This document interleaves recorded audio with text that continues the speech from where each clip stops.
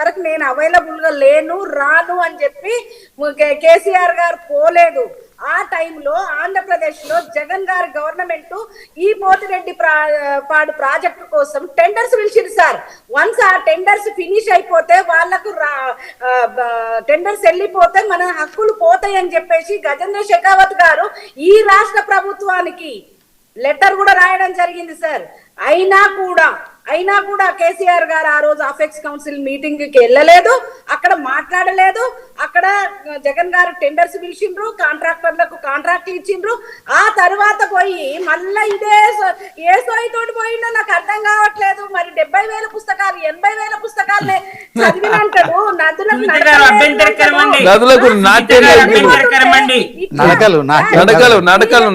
నడకలు కేంద్ర కేసీఆర్ గారు అపర మేధావి, కేసీఆర్ గారు పాలన దక్షుడు, మేధావి ఒకటి సార్ ఫాలో అప్ చేయాలి, అభివృద్ధి ప్రదాత. బీజేపీతో ఏమైతుందండి? ఒక్క ఓటు 2 రాష్ట్రాల నినాదం ఎటుపోయింది? కాకినాడ నినాదం ఎటుపోయింది? తుంగలు దక్కింది కదా. ఎక్కడండి బీజేపీ సవతి తల్లి ప్రేమ కూడా లేదండి.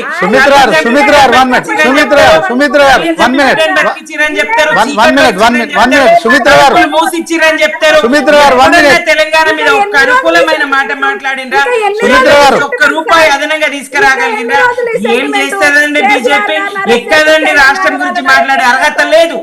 ఏం మాట్లాడి గెలుస్తారు? ఏం మత తప్ప మీకు సార్ ఇప్పుడు ఎట్లా మాట్లాడుతున్నారంటే వాళ్ళు దొంగతనాలు చేసి వాళ్ళు దోపిడీ చేసి మేడం సునీత గారు ఒక మాట పెడితే కూడా ఇక తెలంగాణ బిడ్డలను మోసం చేసినట్ట. మరి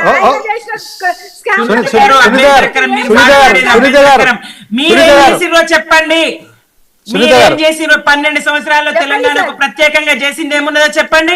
ఎక్కడ ఒక్క ప్రాజెక్టు జాతీయ హోదా ఇచ్చిందా? ఏం చేయగలిగినారు? ఇక్కడ రాష్ట్రం నుంచి తీసుకున్నది ఎంత? రాష్ట్రానికి ఇచ్చింది ఎంత? ఏపీకి ఇస్తున్నది ఎంత? ఉత్తరప్రదేశ్ కి ఇచ్చింది ఎంత? మొన్న ఎన్నికలంటే 10,000 మహిళలు అకౌంట్ ఎట్లేస్తారు? ఎన్నికలు జరుగుతున్న రాష్ట్రంలో తెలంగాణలో ఎందుకు వేరు?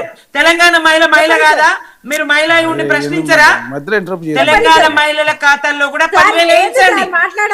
తెలంగాణ మహిళల ఖాతాల్లో కూడా 10,000 వేయించండి. మీ కేంద్ర సర్కారుతో తెలంగాణ మహిళల ఖాతాల్లో కూడా 10,000 వేయించండి.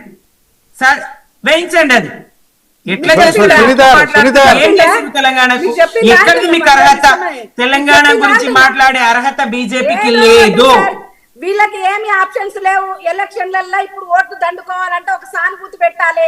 మరి మీరేం చెప్తారండి? మీకేమున్నది నినాదం? మతం తప్ప మీరేమన్నా తీసుకొస్తున్నారా? మతం తప్ప దేశ అభివృద్ధి, రాష్ట్ర అభివృద్ధి ఏమన్నా తీసుకొచ్చిందా? రూపాయలు పతనం చేసి పెట్టిండ్రు కదా. ఏం చేసిందండి బీజేపీ? ప్రభుత్వ రంగ సంస్థలన్నీ భ్రష్టు పట్టించేసి. రైట్ 1 minute సుమిత్ర గారు చెప్పండి. సునీత గారు కంటిన్యూగా మాట్లాడము, వాళ్ళకు ఎవరు వాయిస్ బయటికి పోకుండా కంటిన్యూగా మాట్లాడడం అలవాటు అయిపోయింది సార్. మీకండి మీరు మాట్లాడుతున్నారు సునీత గారు, మీరు మాట్లాడుతున్నారు నాన్ స్టాప్ గా ఫుల్ స్టాప్ లేకుండా మీరు మాట్లాడుతున్నారు. ఎల్ఐసిని కూడా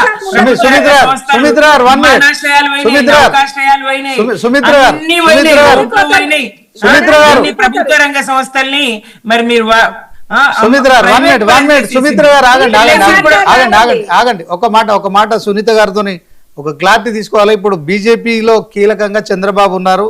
సో దాంట్లో చంద్రబాబుకు రేవంత్ గురుదక్షిణ ఇచ్చేందుకు మరి యొక్క మీటింగ్కి వెళ్తున్నారని చెప్పి హరీష్ రావు మాట్లాడడం కావచ్చు.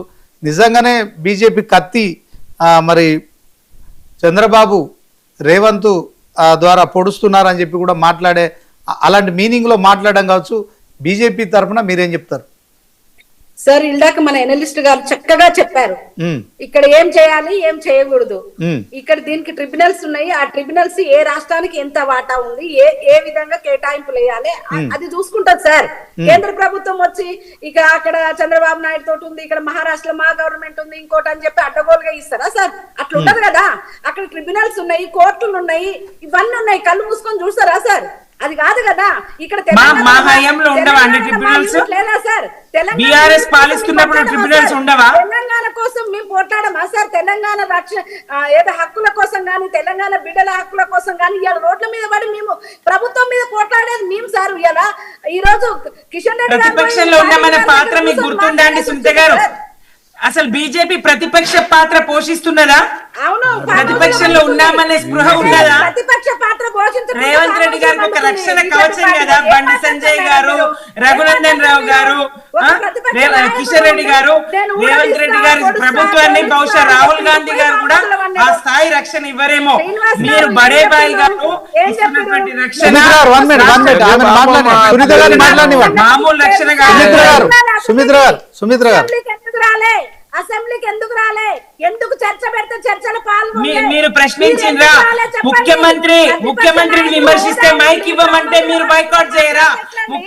రాహుల్ గాంధీ గారు విమర్శిస్తారు ముఖ్యమంత్రిని విమర్శిస్తే మైక్ ఇవ్వము, ముఖ్యమంత్రిని విమర్శిస్తే మైక్ ఇవ్వమని స్పీకర్ గారు చెప్పలేదా? అసెంబ్లీలో దుర్భాషలాడడం తప్ప, అసెంబ్లీలో చావు కోరడం తప్ప అసెంబ్లీలో ఒక చర్చ ఉన్నదా? మీ బీజేపీ ఎమ్మెల్యేలు నిద్రపోయినారు కదా, ఉత్తమన్న పీపీటీ ఇస్తా ఉంటే అసెంబ్లీ ఏం కేంద్రమైంది?